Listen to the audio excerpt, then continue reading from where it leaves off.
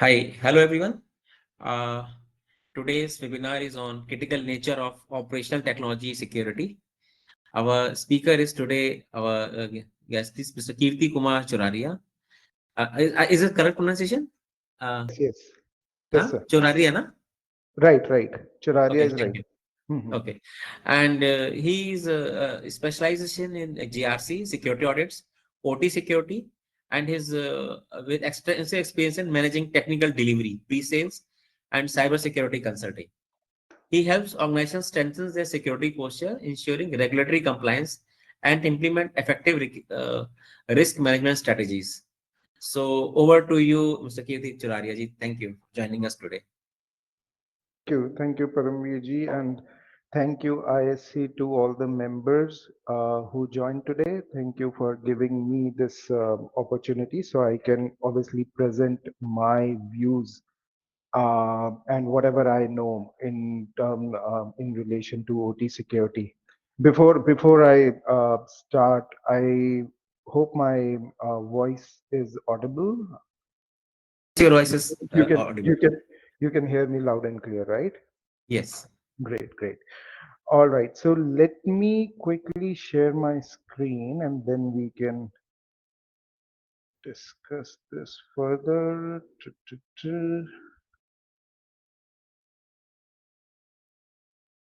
Entire no Windows. All right. Same thing.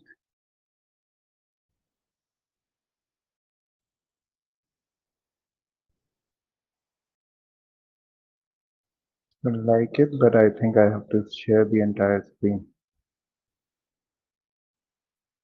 Yep. Can you see my screen and the presentation? Yes. Okay. I will just switch it to the presenter mode, and this is not the very good slide to start with. Any questions? So I'll just go back. Yep, that's where we start. So, yeah, the topic that I have chosen for this particular sort of a presentation is the critical nature of OT security. What and why this particular thing is close to me is because I have sort of worked in this particular space, I would say, for 5, 6 years rigorously. And what I have, and I got an opportunity to work in different domains within the OT security. And I have seen that these things or OT security generally get missed in some cases. Uh, but this is very sort of a crucial and important for anybody who sort of works in OT or who manages OT environments. So it is good to understand why it is critical and what are the security sort of challenges when it comes to OT security. Just quickly about me, Paramveer has already told. So my name Kirti Kumar Choraria. I'm the director of Kosakai Services. Uh, have industry experience of around 16 plus years into information security. I was in Australia, Sydney, from last 5, 6 years. Recently moved to India, like last 1.5 years that I've been here. And when I sort of came here, I wanted to join a group, and that's where I came across ISC2 and joined this particular chapter. I have my family here. I have two daughters, two sweet daughters, and in my pastime, I sort of love to travel and sometimes listen to music.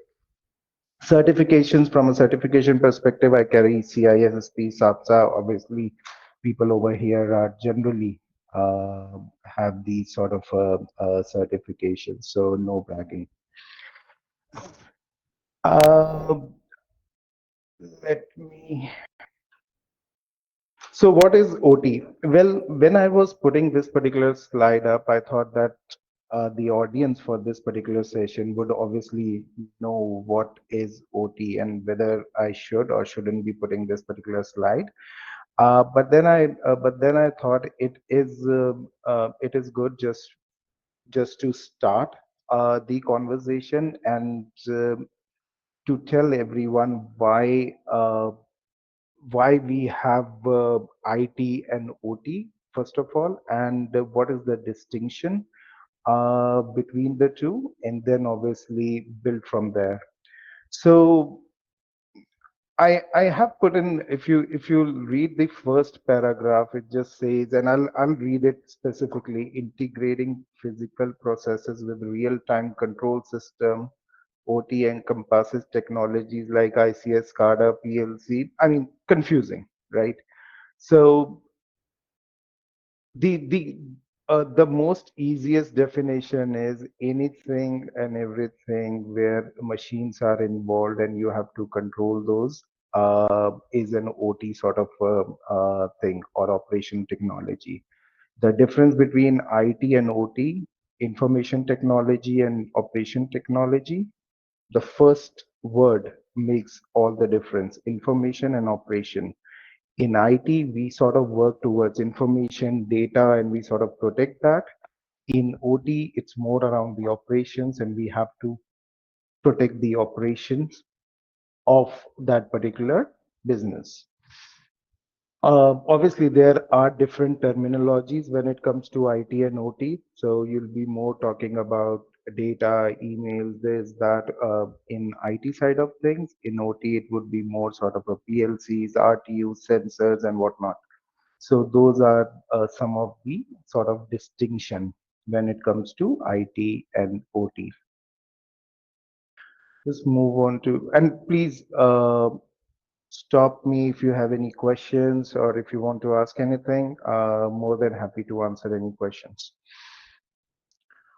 Traditional OT environment. So if you look at, like, if you go a couple of decades back, maybe 20 years or 30 years back, the traditional OT environment that we have seen, would you'll say that it will be fully isolated. Now, when I'm saying fully isolated, in a way that it might not be connected to another network of, or internet. It may not be required to connect to the internet or other side of the fence. So that might not be the case. Now, if you see how that particular environment used to work, so there was not much remote work that is done in within that OT environment. There was limited mobility, like people were present local and they used to provide the services. Obviously, there are exceptions to it, but majority of the time you'll see that if the local presence, people were there and they used the factories, grids, or these sort of things. Limited exposure to cyber threats. Yes, you need to be local, or you need to be there in order to sort of attack these systems back then. Uh, these were not connected to internet, so the threat surface automatically reduces. So the exposure of cyber threats were limited. And obviously, there was more sort of a manual management when it comes to traditional sort of an OT environment, which has significantly changed over the past 10 or 20 years. Also due to, and in last 3 4 years, because back then, if I think about OT environment in 2018 2019, it was still that people were not open up for remote work or VPNs or those things. But COVID has really made that shift, wherein yes, the OT environment is also now being connected through VPNs and others. It was there, but yes, the adoption was limited. But now, yes, there is a good sort of a huge adoption.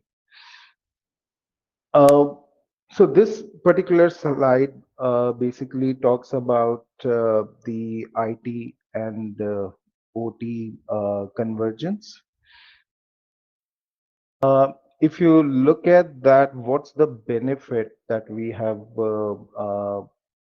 seen because of this IT and OT convergence? It's obviously you get better visibility across the entire environment. So consider you have multiple sites.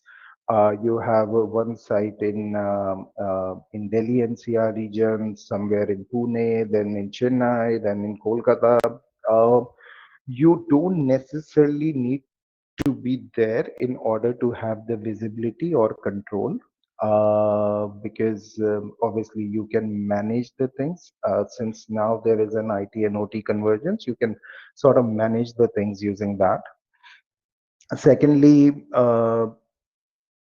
operational efficiency has increased because of that. Obviously, you can be at one particular place and do things. There are a lot of automations and all those things have been brought in. uh, Cost reduction, yes, because previously the travel and all those things have reduced because of that. Bringing OT into IT, or that particular layer, is diminishing. Uh, Enhanced safety. Now, this is something that obviously a debatable topic, whether it has increased or decreased. However, yes, because of IT, you can have those sort of a quick workarounds, remediations, and things like that.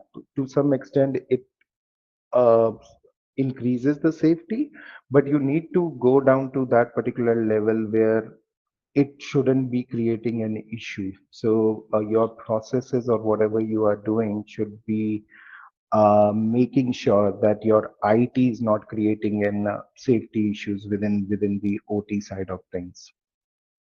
So yeah, there are a lot of benefits that we have seen because of IT and OT convergence. Obviously, the centralized management of things now. But what are the challenges because of this, because of mixing, or because of r- removal of the of that fine line?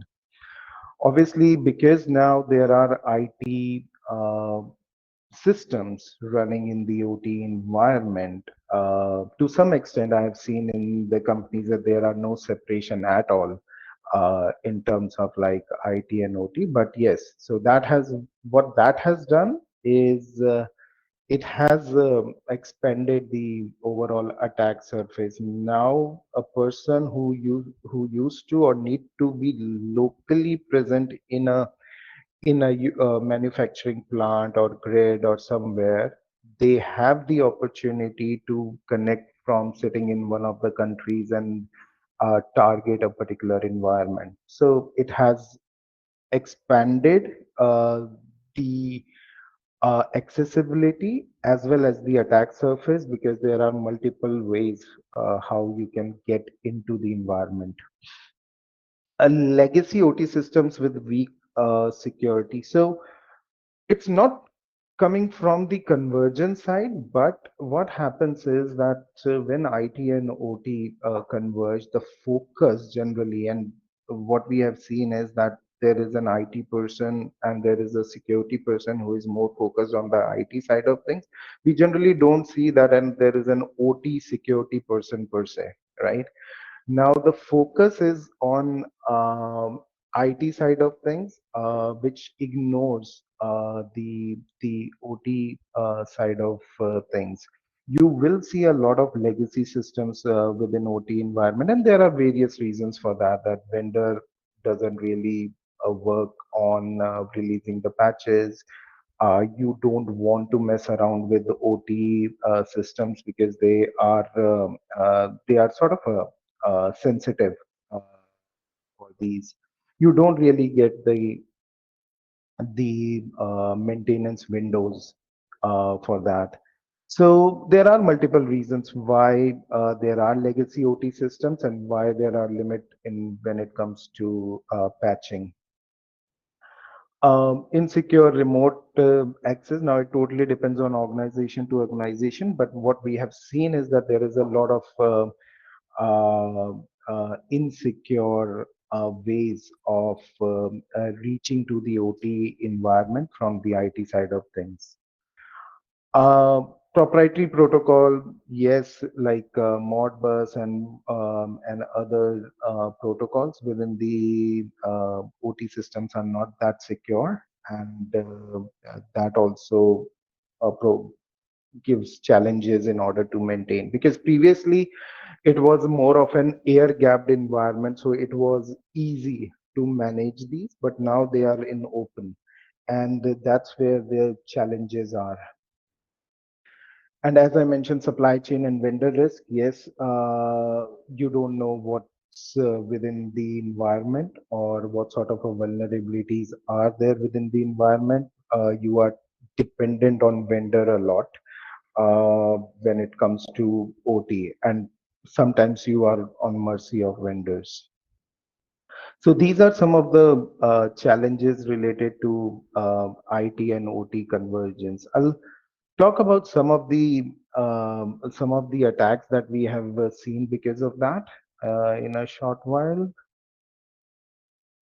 Yeah.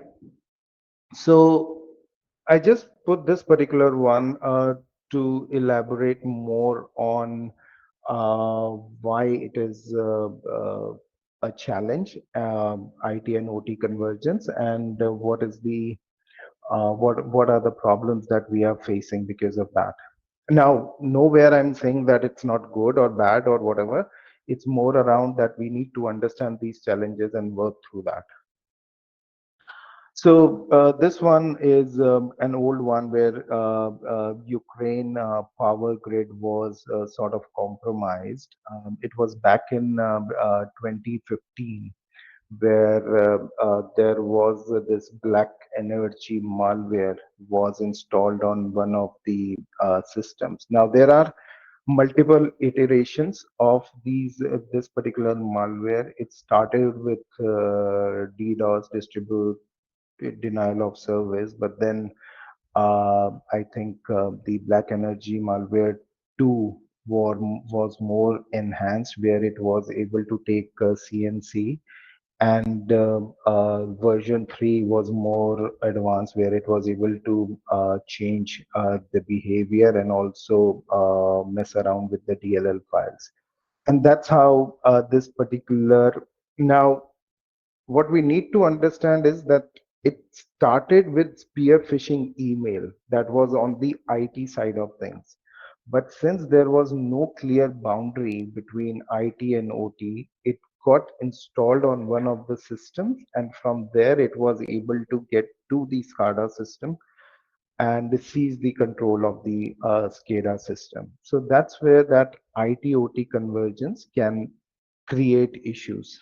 Now, after that, there was a lot of things that sort of happened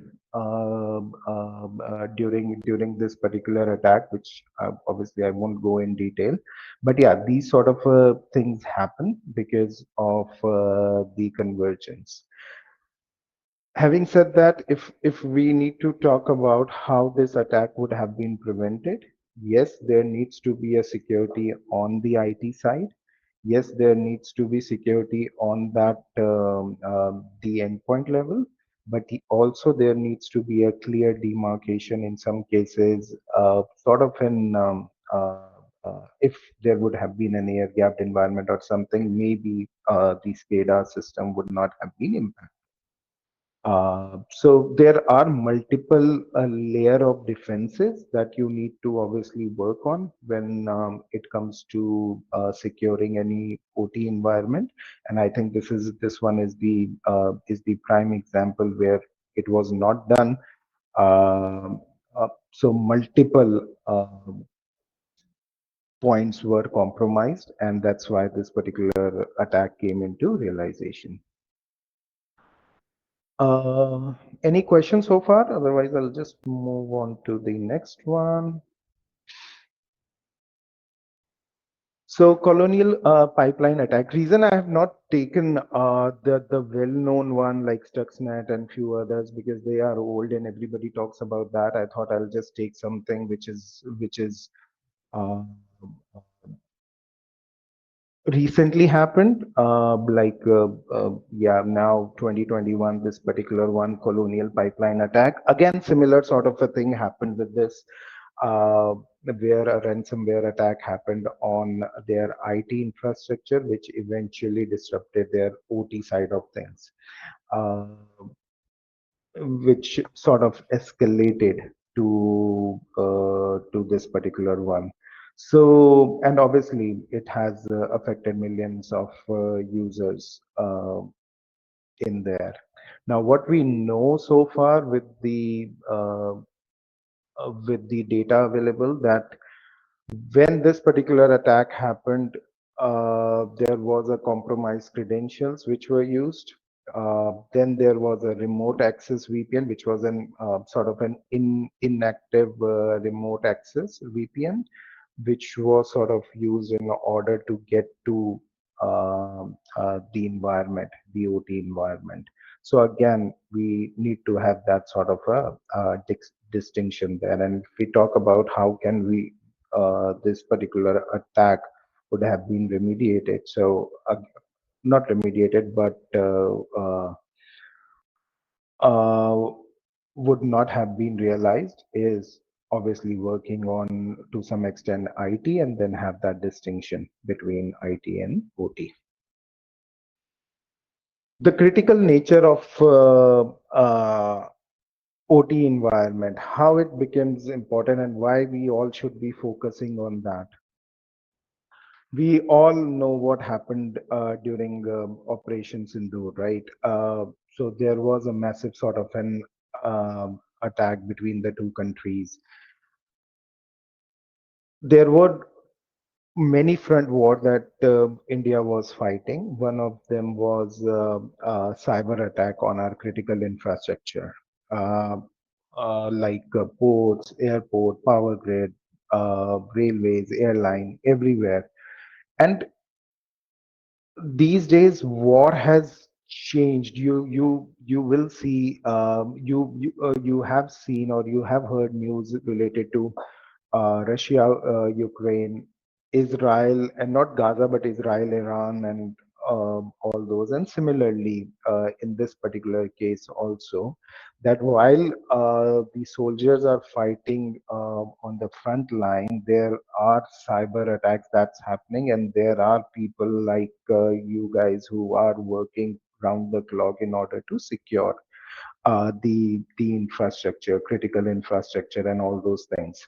And it becomes important because take an example where power grid of a particular area goes down because of any of such sort of an attack. Your disruption to your railways, where you won't be able to send supplies and things like that. I mean, these are uh, why it make these things and why these are called critical infrastructures, and the protection of these infrastructure becomes important. Uh, so I just wanted to put this slide in order to understand what the OT environment in a way looks like, and uh, what sort of an attack can happen on the OT side of things.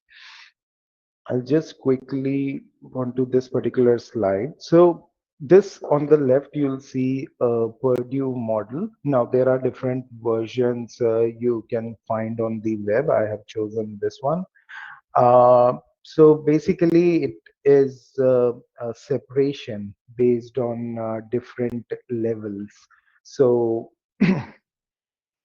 I'll spend some time on this. So, starting from level 0, going up to level 4. In some case, you'll also see level 3, then level 3.5, and so on. So, it totally depends on how your organization works and how they have sort of identified the levels within the environment. Now, Level zero when it comes to OT is obviously the field network where you'll see more or less the sensor, actuators, then signals. So all of those things are in a level zero. So for example, if we take an example of a grid or something, so if we talk about the poles, sensor on top of that, and all those things would be a field network or a level zero sort of a network. And then comes your level one, which is more of a control network, which sort of control these sensors. So you'll see PLCs, programmable logic controllers, RTUs would be part of level one. Now, generally, from an IT standpoint, you do not have much control on the working of these. First of all, level zero sensors, and even on level one. However, on level one, there is a bit of programming and all those things that happens. Now, level two, which is the HMI and your workstations and other, which manages these, again, the PLCs and RTUs are on level two. Sometimes you'll see there would be a fine line between level two and level three, where your SCADA systems and all those things will also be operational here, which is not ideal, but sometimes it's there. Now, level three is again your SCADA systems where you have full visibility of your entire network, level 0, 1, 2 across, and everything can be controlled from this particular level. So, level 0 to some extent work in silo. Same goes with level 1 where they connect to their individual sensor. Level two is more sort of an where you have all the information and all those things coming in. And level three is where you have end-to-end controls and visibility of everything. And a lot can be done from that particular level. Then you have that clear demarcation, or where what we are talking about, the IT and OT sort of convergence. Generally, you'll see firewalls and other things here, and then you have level four, which is your enterprise IT. Now, I'll take an example of this particular company for which I was working. So they are into the grids. So they have grids across. Uh, what they have done in order to secure this, and I'll just the reason I'm taking that example, so it becomes more clear what sort of a things that you can place here. So the first and foremost is in any OT sort of security is visibility. The reason generally these devices doesn't talk to the network, and that's where the problem lies. You can put some visibility solution in there. There are different vendors who provide different sort of solutions where there is a passive monitoring that happens. So you'll be able to identify some or the other information, but you would not have an entire you would not have a complete clear picture of what's there in your environment. I mean, it's not something that it's not possible, it's hard to achieve. So the first thing, or first and foremost thing in any IT sorry, in any OT environment, is to have that sort of a visibility within the environment. And now for visibility, what they have done is, obviously there were manual entries, there are processes, there are ERPs, there are other systems which what they were using. But other than that, they have employed a passive monitoring tool. I won't take any vendor's name just to avoid anything. But yeah, so they were doing the passive monitoring. Because of that, they were able to identify what are the systems within the environment, how they are talking to the different other systems, whether there is any system that is going beyond a particular level, like level 1, 2, or 3. So, is there any system out there that's doing that? Now they had multiple sites. So what they have done for each site is they have created a separate domain because they were working in silos. So there was a separate domain that was created, and obviously those domains were working on level 2 and level 3. There was no communication between level uh, uh, uh, 3 and level 4 on a domain level. So they have separated the domains for the individual sort of a site. Related to the monitoring when I'm vulnerability identification and all. So they had this passive monitoring that they have put in around level 3 and level 2, where they were able to communicate to different components and were able to identify what sort of vulnerabilities are there within the environment, and obviously if possible were taking steps to fix those vulnerabilities. Now the challenge was that there were some systems that they have deployed which needs update from the internet, if not regularly, then every 2 days, 3 days, it will need an update. So what they have done is having a firewall was one of the things, but what they have also done there is created a diode wherein there was only one-way traffic that was allowed from level 4 to level 3 or level 2, whatever, and that too in a separate zone altogether. So anytime if they want to transfer any sort of a data, it goes in a separate zone in level 3, and then obviously from there, once it's analyzed, its values and everything is calculated, then it goes to a particular system. So that's how they were sort of managing it. Obviously, the other solutions that they have put in on level 3, or because it won't be feasible for others, is sort of an EDR and privilege access management that they have completely put in here, and have separated level 3 and level 4. Many a times I get this question that why are we not putting them in same domain, or why can't we have a centralized management? And this is because of the same reason that you only affect your one particular site if there is an issue. That doesn't span to multiple sites. It is not a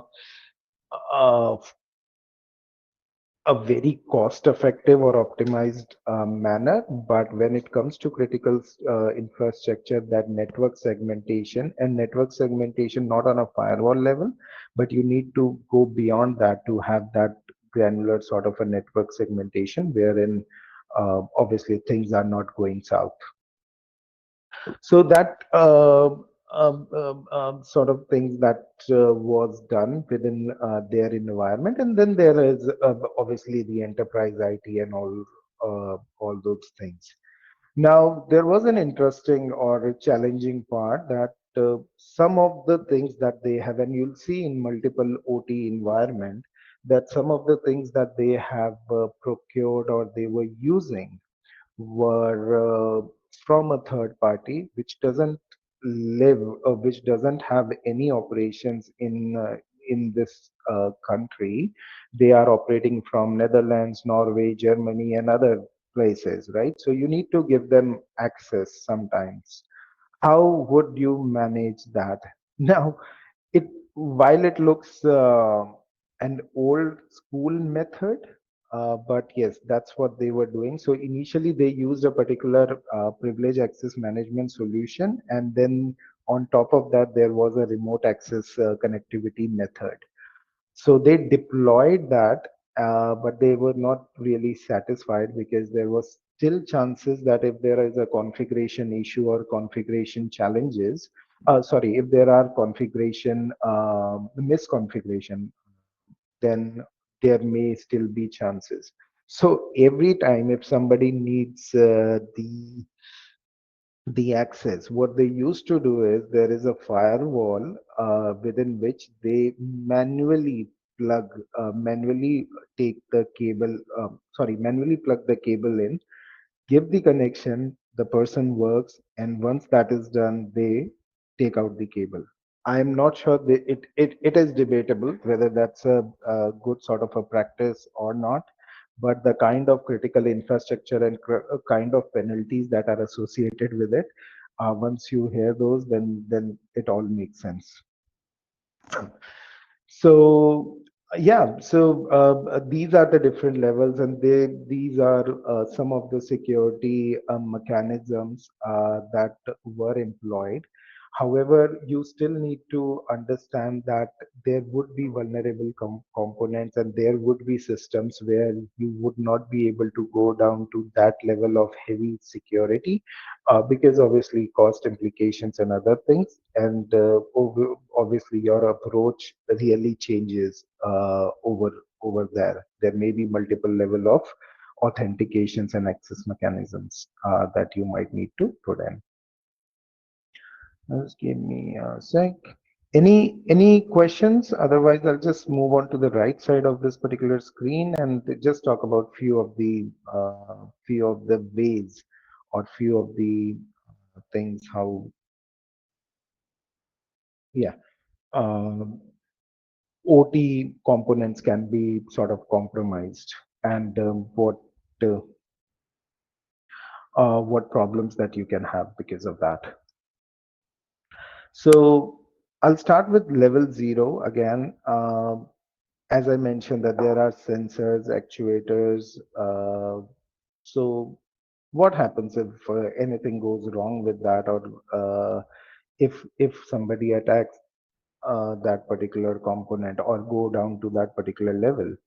So, for example, there is an oil rig, and if a sensor is giving you a wrong or false information in terms of what's the current level of the oil that is present in the uh, uh, where that sensor is deployed, then obviously that will lead to a lot of in first case a lot of confusion, and there may be some action that you might take based on that invalid or incorrect sensor reading. So those are some of the things that is impactful. Now uh, if you talk about critical infrastructure again, maybe nuclear power plants, or maybe signaling system and all those things, that's where sensor becomes very important. It can lead to accidents.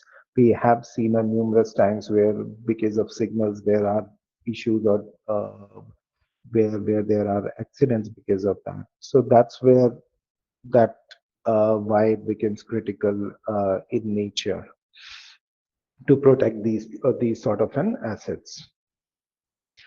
PLC logic, obviously, if I'll move on to the level 2, sorry, level 1, PLC logic injections, firmware corruption. So there are multiple things. So all you need to do is you need to change the logic of the PLC, what to do, when to do, and if there are any changes to that logic, ultimately your level 0 gets impacted. Sometimes when there is something that you might need to open a wall, in that place it won't work. Those sort of things might happen, again leading to a that can lead to a catastrophic uh, impact.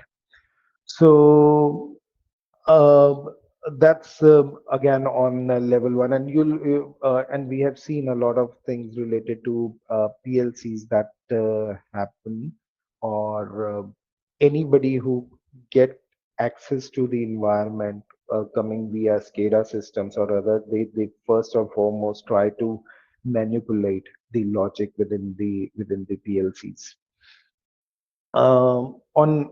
On level two, then there are command injection attacks. There are different, again, a similar sort of an attack where the process you completely change. You can write the commands and change the settings, which will abuse the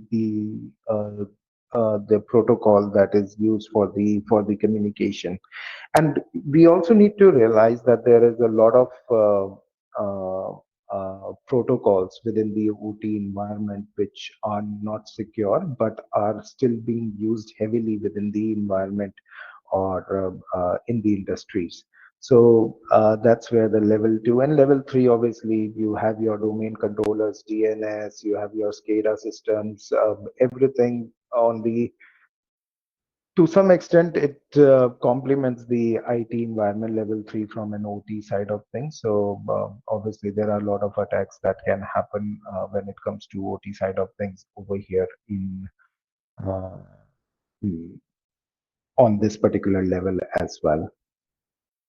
So, and the things that we have talked about how to mitigate those are the ones that I have talked previously, that there could be multiple things that you need to do. Obviously, patching and all those things are not so uh, uh, I won't say that it's impossible or it's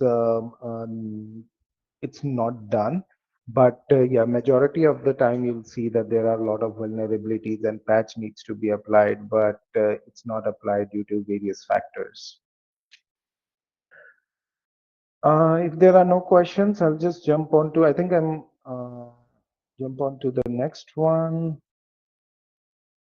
So challenges in OT security, I think we have already discussed these legacy systems. Biggest challenge, you will still see Windows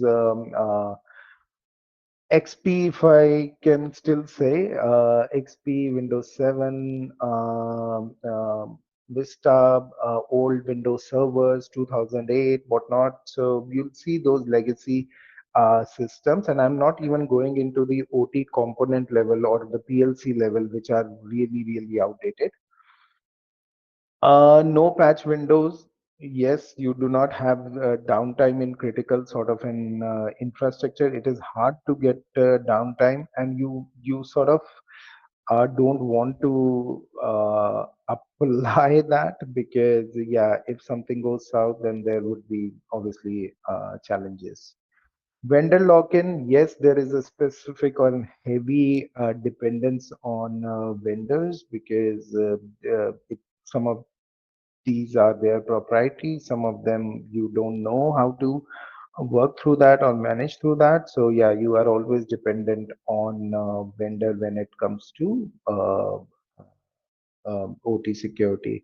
There are ways in terms of your contracts and few others, but still, I think we have a long road to go in order to meet these challenges within the OT environment. Some of the OT security framework, well known IEC 62443, it's a mixture of, or I should say, a suite of multiple standards.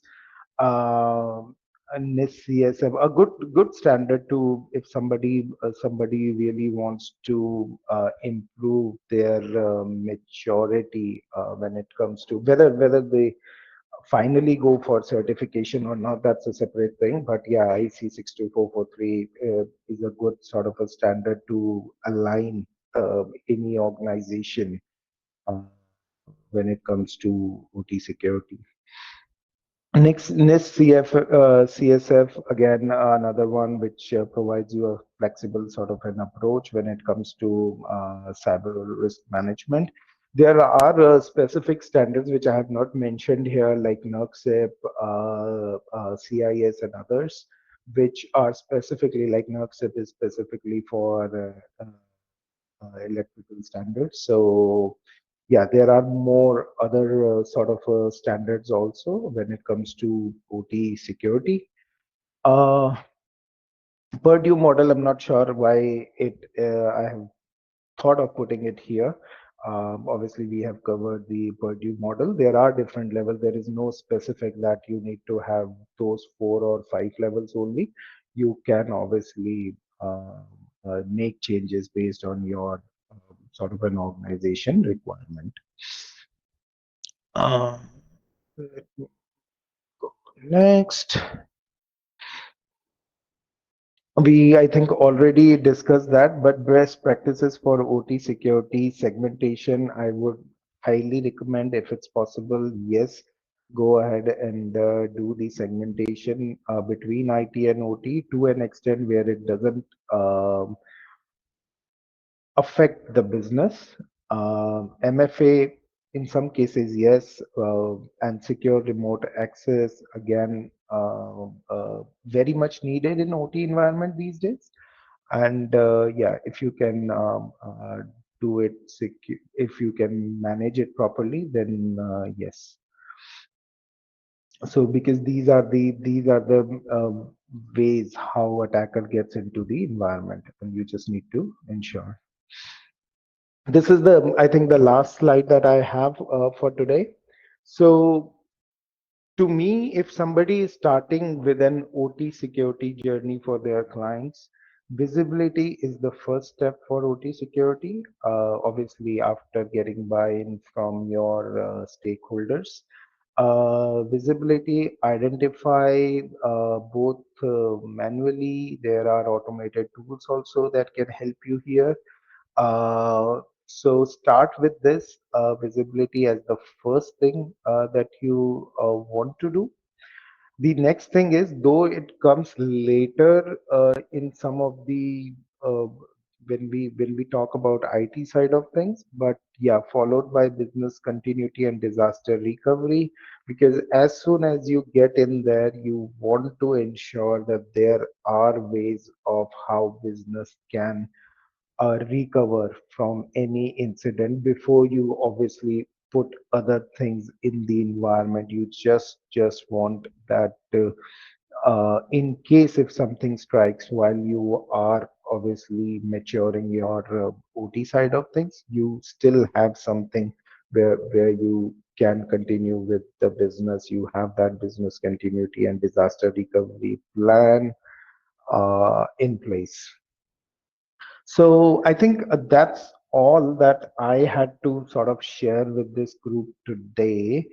Any questions? I think I'm more than happy to answer those. And obviously, I'll just let me just go back to this particular screen. So here is my number, my email. So in case if you want to reach, obviously we are all connected on the WhatsApp group. So yeah, please reach out to me in case if you need any help with the OT side of things. More than I think that's my time. I'll hand it over to you, Paramviji. Hi, thank you for your presentation, and I would request to my audience, to our audience, yeah, somebody has raised hand on it, Mr. Mohammed. Can you please ask the question? Just a minute. I think I need to give you the rights to speak. Huh?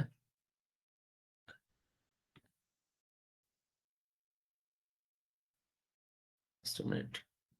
Yes, you can talk now. I have allowed you. Yeah, you can talk. I have given you the rights, or you can chat. For Shodan, you can't really do much because obviously what is there is there. If your camera is having a public IP and it's available on the internet, it is available on the internet. Somebody can definitely go in there and look at it.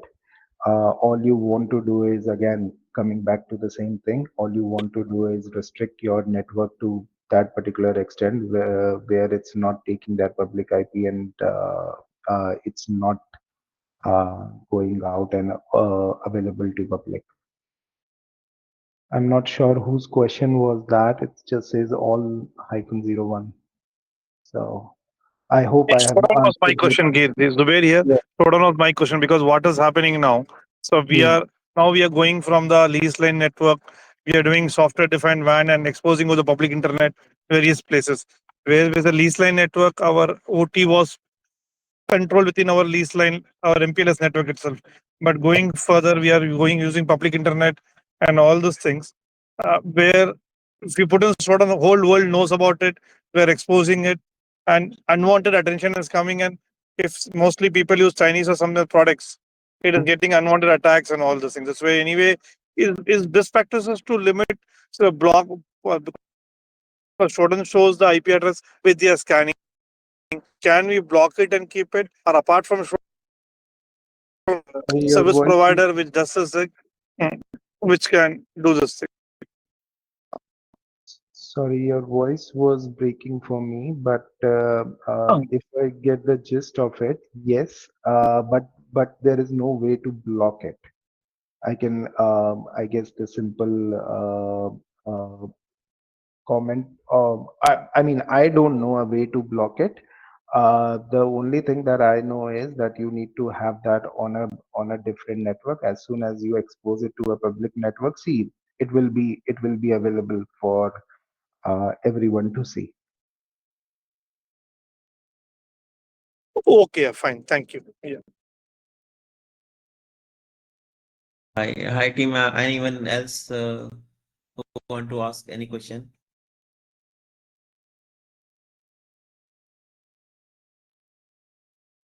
Allow one more extra Sandeep, CP if someone is going to ask some genuine question.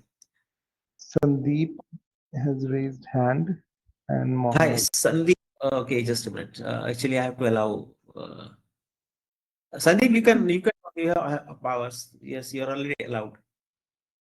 Sandeep is a OT expert. He has already given a nice webinar on OT. Yeah, you were telling me I was Paramveer, telling about. just before. Yeah, yeah. Yeah. Hi, Sandeep. Please unmute yourself. I'm unmuted. Am I audible now? Yes, yes, Yes, yes. You yes, are. you are.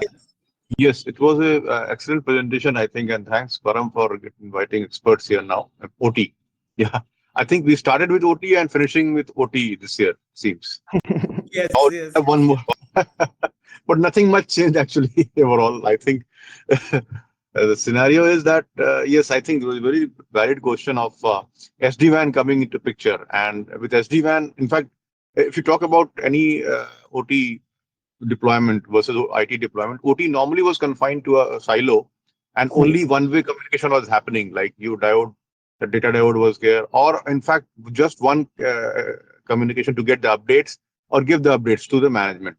But with SD-WAN, it has to merge actually.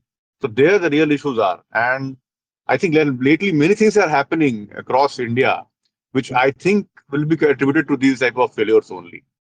So I think a lot of things are are required to be done. But as you said, and we all know that OT actually has a life cycle of maybe 15, 20 years. IT has 4. So there actually the gap is there only. So many people don't want to upgrade their OT setup also because the basic difference in OT and IT is it has to work 24/7, 365. Right. IT you can take a reboot or you can have backup system or an offsite disaster recovery system. You test it. These things are not there available. The mindset is not there, and somehow we are leapfrogging the OT to an IT scenario. I Right. think pretty long question, but that's what I think. Just want to add.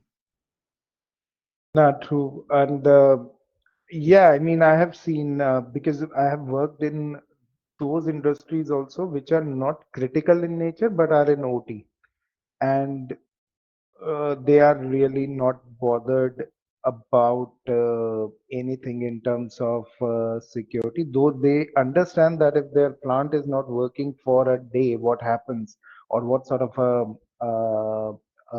loss of revenue or others that they will have. But yeah, sometimes it's hard to make them understand. And secondly, obviously I've seen a skill gap also when it comes to IT and OT. Just wanted to ask everyone, what have you seen? Have you seen skill gap when it comes to IT security and OT security? Like resources for OT securities are limited and not available, or do you see that no, it's fine?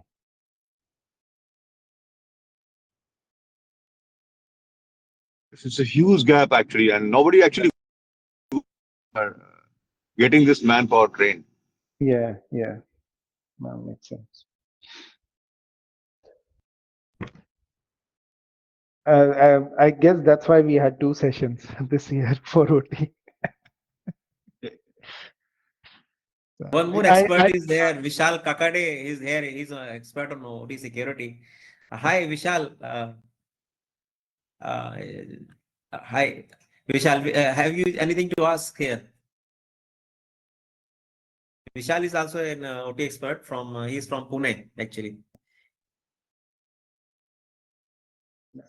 I missed out Sandeep presentation. Yeah, I It is in couldn't. our. Yeah, It's in I'll our probably go back website. and So yeah, past webinars link. So you can yeah, see is Sandeep is a very experienced person. yeah, You yeah. can see his the link. Anyone else want to ask? There is one more guy, Mr. Jajit San. Do you want to say anything, Mr. Jajit Mantiji?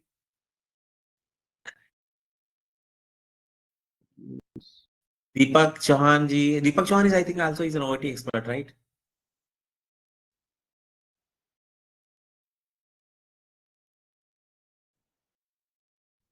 So there are few couple. We are trying to make this Shan, say am I webinars. audible? Yeah. Hi, you are audible. Yeah.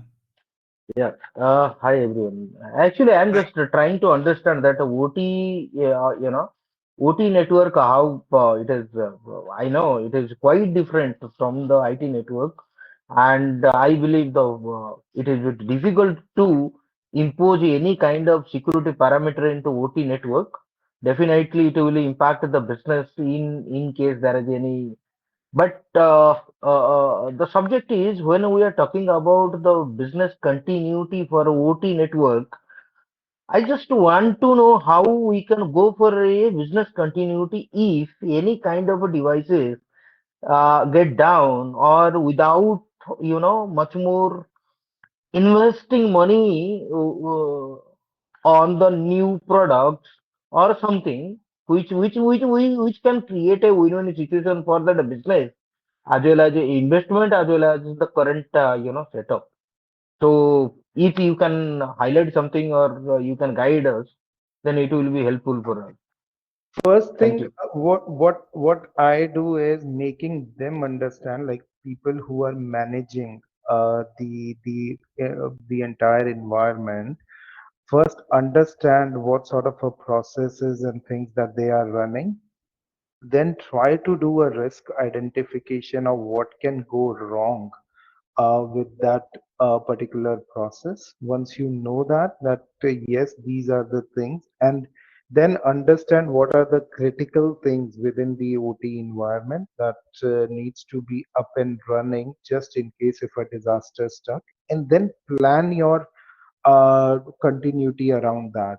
For example, there are different networks within the OT network, right? But within that also there would be some criticalities.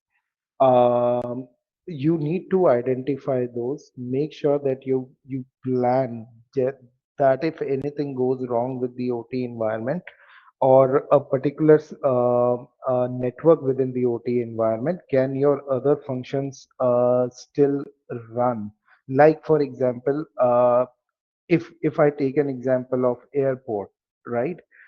What is crucial for me? For me, the crucial thing is not the baggage conveyor belts. For me, the crucial thing is ATC control to the airplanes that are there in the sky, right? So that becomes my uh, area of focus, and that's where I will plan my business continuity things. That in any case, I can come to that baggage handling system later. Okay, but I need to worry about the ATC communication. I need to worry about where how safely I can still land that particular plane that is still in the sky. So that becomes important. Whether my runways, the operational things on the runways, the flight landing system, whether those are still operational if something goes wrong, if somebody gets into the environment, what are my manual processes around that? So those are the things that you need to first know about, that these are the process that are being followed, then work towards that, that yes, these things can go wrong and this is what we have to worry about. So that's where you'll be able to do your business continuity or disaster recovery sort of an plan. So start with those critical sort of things and work backwards, I would say, when it comes to the business continuity. And I think most of the critical infrastructures are following this particular approach, where their primary focus is this: get the planes on the ground, just in case if there are any issues, and other things can obviously take lower precedence. So I think that's my view on that. I hope I have answered your question. Anyway, I'm just relating your answers into my OT network, and anyway, I got some inputs, but some parts, it is bit difficult when there is a replacement of any devices in the OT Right. network, right? Uh, even your system is not, we are not able to upgrade even some of the systems because of it is uh, it is a mandate requirement, and the organization cannot afford the that downtime, right? And Right. resulting, when we are talking about the, it is a bit difficult to involve any upgradation in the existing network or something. Then planning for that business continuity on that OT network, I believe, uh, apart from the setting up a same kind of environment or same kind of equipment, uh, what will be the workaround solutions for the, for the business continuity or resiliency of that OT network? Right. That was my question, sir. Yeah, yeah. See, the cost and benefit analysis needs to be done. In some case, obviously, it's not cost, it's more of a safety and other things. Like, for example, airline example that I have given is more of a safety against anything, right?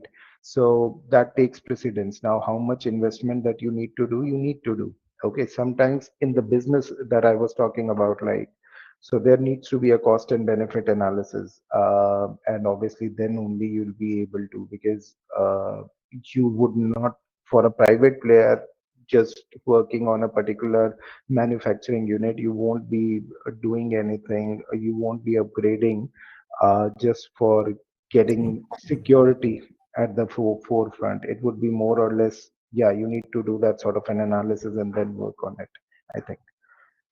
Yeah. Can I add a simple example? Yeah. Yeah. If I'm audible, Pranjit ji? You're audible. Yeah, you're Yes. audible. Yeah. If you can, very simple example that we spend a lot of money in designing earthquake resistant buildings, factor of safety twice, thrice. But that's not actually happening in OT equipments. IT is we are mature enough. We normally test for the DR site. We have DR. We can manage with if one site fails. But that's not yet. In fact, if it's not yet promoted by the OMCs as well, and users, of course, they get trained through the OMCs only.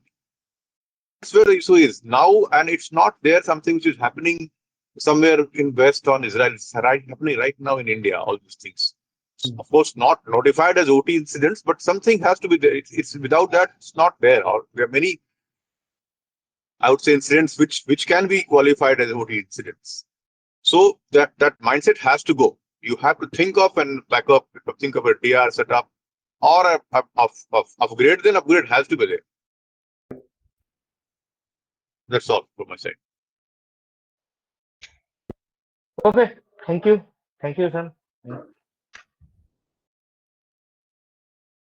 Okay, so Prakash Samwal ji, Kishore Bekaria ji, here was silent. What happens? Okay, Prakash Samwal sahab, any question? Okay, so I think there is no more question now. It was literally an interactive session in the later onwards, and I hope that our audience would have enjoyed. We will post this recording as usual in our IC2 Square, IC2 Delhi NCR website, and our previous OT webinars are also available, and other webinars are also available there. And if any informative or information is required, our WhatsApp group is already there, so we can use that for our knowledge enhancement. And we want to thanks Mr. Kirti Choraria Sahib for providing his valuable time, and all the audience also for providing the valuable time. Thank you all. Thank you so much. Thank you. Thank you, everyone, listening in. Thanks. Thank you.